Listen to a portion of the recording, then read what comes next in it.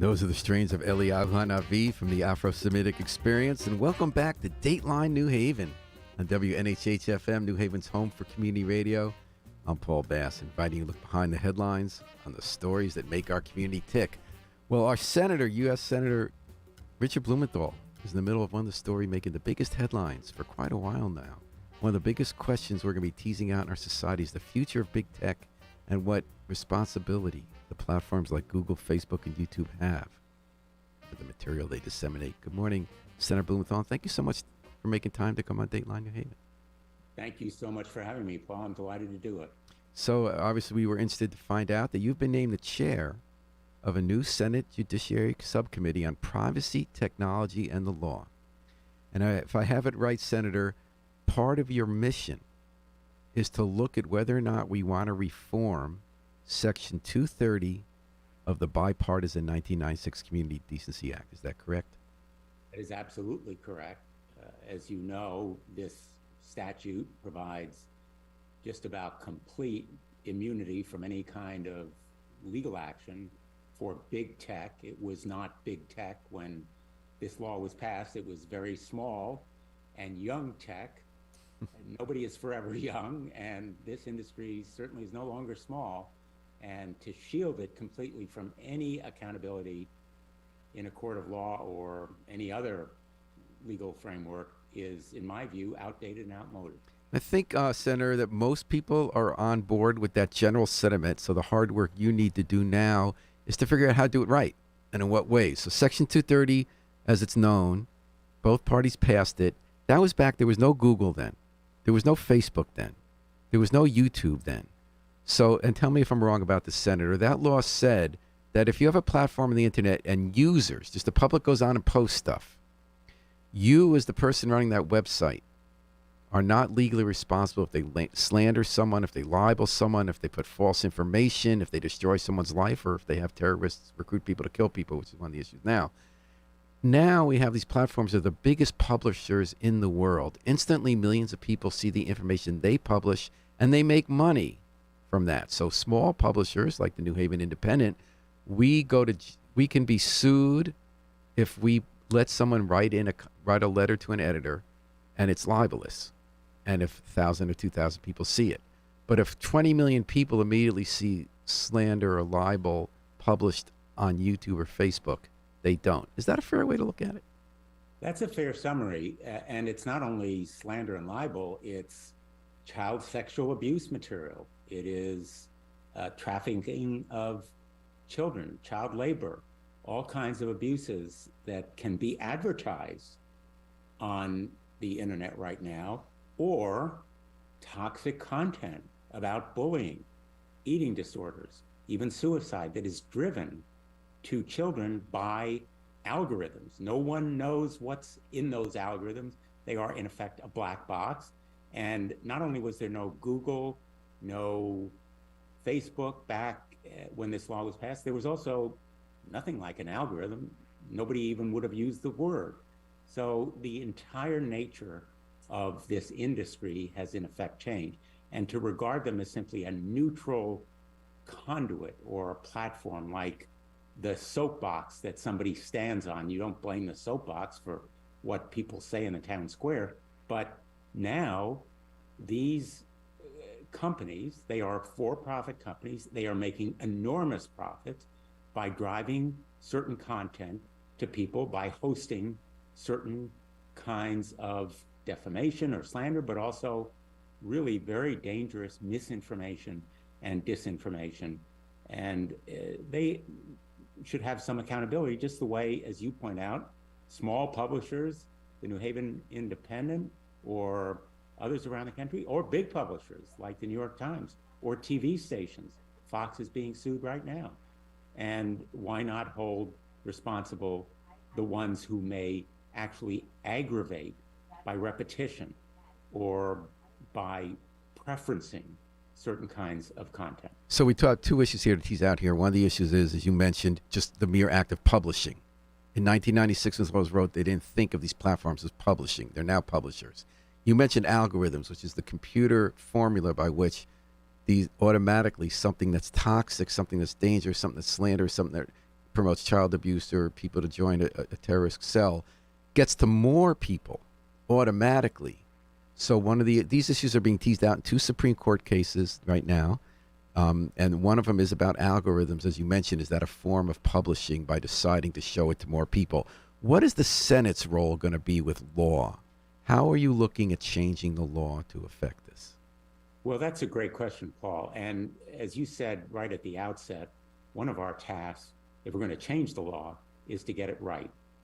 You're also absolutely correct to point out that the United States Supreme Court has two cases before it that may impact this area of law, because the arguments that we're making now, that 230 is outdated, that it should be reviewed or reformed, have also been made to the Supreme Court. But it may well say, you know, Mr. Gonzalez, you have a lot of good points. The name of the case is Gonzalez, but you should be making those points to the Senate and the House of Representatives. And that's where the reform should be. I have a feeling, I could be wrong, but I've argued 4 cases in the United States Supreme Court, and I was AG of Connecticut and U.S. Attorney.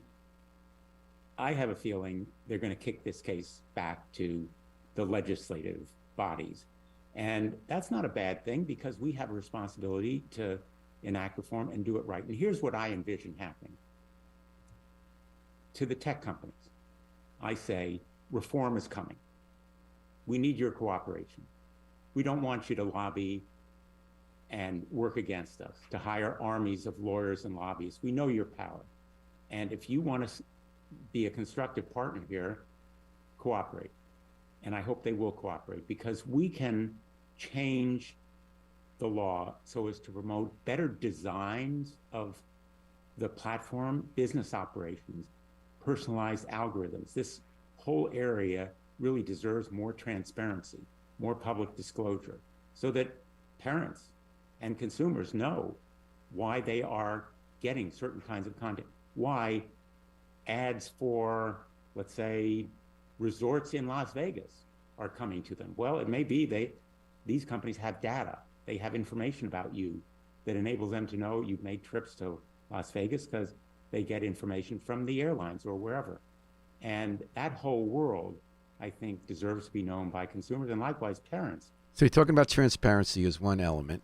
Then there's the element, the Gonzalez case, if it gets kicked back to you, is that's the parents, I believe, have the case right, where their kid was killed in ISIS attack, and the person become lured by the algorithm for ISIS training videos. So in addition to transparency, how would you address that? Because there are these anti-terrorism laws that are being invoked here, and whether they apply to that. I'll give you a specific example, Paul, of the kind of reform I think has to be done. Senator Marsha Blackburn, Republican of Tennessee, and I have proposed Kids Online Safety Act. Let me repeat, Kids Online Safety Act. What would it require? Well, first of all, transparency is one element of it. Second, tools and safeguards so that parents and children could simply disconnect the algorithms. A lot of kids feel they're losing control over their lives because there's this addictive material that's driven to them again and again. The basic business model here, remember, is more clicks, more eyeballs shown to the advertisers means more ad money. And I'm with you on this algorithm question. I know a positive side of algorithms. My favorite way of doing what we used to do was just listening to radio. Is YouTube figures out all this music I'm going to want to hear, groups I've never heard of, that I actually love. So I guess there is a positive role for algorithms as well as a negative. So you're saying give people the choice and the transparency. Exactly. And I agree totally. There may be some positives, and we want to enable people to have those choices about the algorithms when they are completely innocent. But in addition to the choices on algorithms, we would impose a duty of care.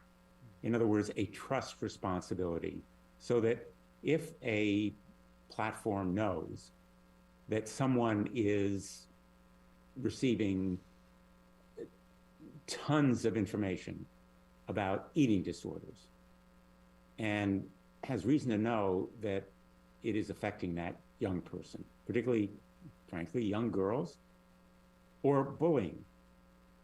One of the witnesses in our recent hearing was the mother of a young man, Carson McBride, who committed suicide because of bullying. In today's world, the bullying follows everyone home, right to bedtime. It used to be bullying occurred on the school playground and it ended when somebody went home. Now the internet is constantly in people's lives, and the platforms should have a duty of care. Well, I remember ever since your days as Attorney General, you really focused on some of those issues about how teenagers are living their lives and how kids are being abused. This is really interesting. I hadn't thought about all this stuff. You, Senator Richard Blumenthal, if I let you go, I want to ask you about the other leg of this that you brought up earlier. So we just talked about algorithms and responsibility, transparency, safeguards. What about the pure publishing issue?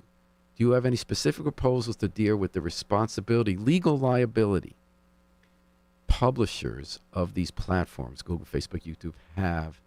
They now have a blanket protection under the Section 230. Are you looking at changing them being responsible for libelous statements being published on their platforms? Absolutely right, Paul. Very important point.